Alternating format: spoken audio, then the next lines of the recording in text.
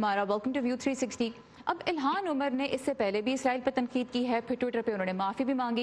ये बताइए कि ये मुमकिन है कि इसराइल या उसकी मदद करने वाली तंजीमों पे अमेरिका में तनकीद भी की जाए, लेकिन उससे यहूदी जो आबादी है यहाँ की, उनके जज्बात मजरूह ना हों, वो हर्ट ना हो? मेरा ख्याल से ये बिल्कुल पॉसिबल है। Obviously Israel is a state, तो किसी भी स्टेट या उसकी गवर्नमेंट या उसके लॉज, पॉलिसीज, एक्शंस को क्रिटिसाइज करना is not some kind of prejudice या बिगेटरी। इसी तरह अगर हम सऊदी अरेबिया की गवर्नमेंट या उनके लॉज को क्रिटिसाइज करना चाहें तो उसको आप इस्लामोफोबिया नहीं कहेंगे या एंटी मुस्लिम रेसिज्म नहीं कहेंगे। अगर आप इंडिया के लॉज या उनकी गवर्नमेंट को क्रिटिसाइज करना चाहें तो उसको एंटी हिंदू नहीं समझा जाएगा। सो इसी तरह इजराइल की क्रिटिसिज्म करना is extremely possible because it is a state, it has certain policies और उनको क्रिटिसाइज करना इज कम्प्लीटली लेजिटिमेट। तो आप एक अरसे से इस तनाज़े के बारे में अमेरिका में बात भी कर रही हैं, कितना फ्री महसूस करती हैं आप इस इशू के ऊपर आवाज़ उठाने में? कितनी फ्रीडम है to speak out on this subject, ये आप कह रही? बिल्कुल। मेरे ख्याल से जो डिबेट है इजराइल पैलेस्टाइन के ऊपर वो बहुत अरसे से इट हैज़ बिन वेरी मज़ल्ड, और एक्चुअली जो ये इल्हान उमर की सारी कंट्रोवर्सी हुई है इसको हमें एक ज़्यादा ब्रॉडर और लॉन्गर कॉन्टेक्स्ट के अंदर लोकेट करना चाहिए। सो मसलन अमेरिका में ही रिसेंटली मार्क लमॉन्ट हिल, मिशेल अलेक्जेंडर और एंजेला डेविस, जिनको सोशल जस्टिस की इशू पे पूरी दुनिया में एक आइकॉन समझा जाता है, उन सब ने बहुत सिवियर बैकलैश एक्सपीरियंस किया है जब उन्होंने इजराइल पैलेस्टाइन के बारे में बात की है, because this debate is very controlled and very constrained. ये बताइए कि इस वक्त जब हम डेटा को देखते हैं तो अमेरिका में जो यहूदी हैं और उनके अलावा जो अफ्रीकी अमरीकी हैं वो नफरत की बुनियाद पर जराइम का सबसे ज़्यादा सामना कर रहे हैं। तो क्या इस कॉन्टेक्स्ट में जब हम देखते हैं तो क्या आपको लगता है कि जो यहूदी आबादी है अमेरिका की, उनके बारे में ज़्यादा एहतियात से बात करना ज़रूरी है? मेरे ख्याल से इजराइल की क्रिटिसिज्म और एंटी सेमिटिज्म, इन दोनों चीज़ों को हमें बहुत क्लियरली समझना चाहिए और डिमार्केट करना चाहिए।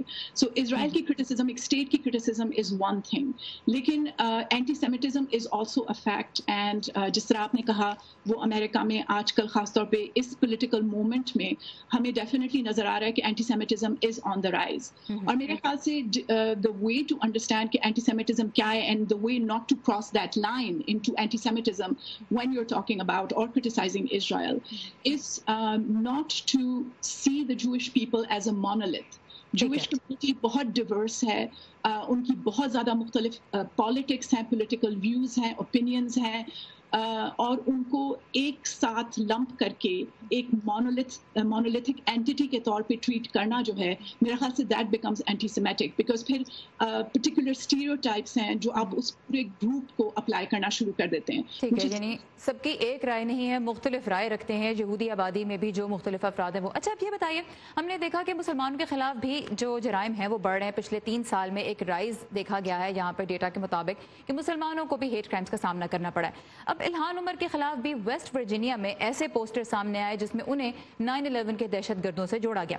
कांग्रेस में जो करारदाद पास हुई उस पर कुछ अरकान कांग्रेस ने ही ये क्रिटिसाइज किया कि इसको डाइल्यूट कर दिया गया है, इसकी शिद्दत में कमी आ गई है, क्योंकि इसमें सिर्फ यहूद मुखालिफ बयानात को नहीं फोकस किया गया बल्कि हर तरह के हेट को ही इसमें इनकॉर्पोरेट कर दिया गया है। क्या मुसलमानों और यहूदियों की जानिब रवैया एक जैसा ही है यहाँ पे सियासतदानों का भी और आम कम्युनिटी का भी, उनको प्रोटेक्ट करने के बारे में? मेरा ख्याल से ये बहुत अच्छी बात है कि उस रेजोल्यूशन में इस्लामोफोबिया, रेसिज्म, वाइट सुप्रीमेसी और एंटी सेमिटिज्म, ये तमाम चीज़ें इंक्लूड की गई हैं।